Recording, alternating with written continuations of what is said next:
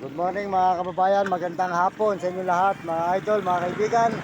At tayo po dito sa mabait na tindera na masipag na nagpipisbol para mapustusan niya ang kanyang pamilya. At isa po natin siyang susuportahan.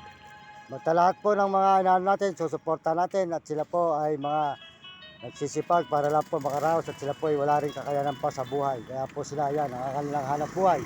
Ayan, si Idol, ayan. Ating idol, yan. Magandang hapon, idol. Yan.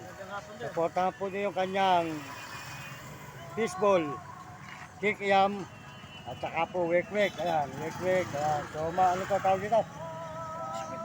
Spitball. Sa ayat, sa malamig, ang kanyang hanap buhay. Yan, mga kababayan. Yan po, napanood na po niyo siya. Yan na rin po ang video niya rito na napapanood nyo.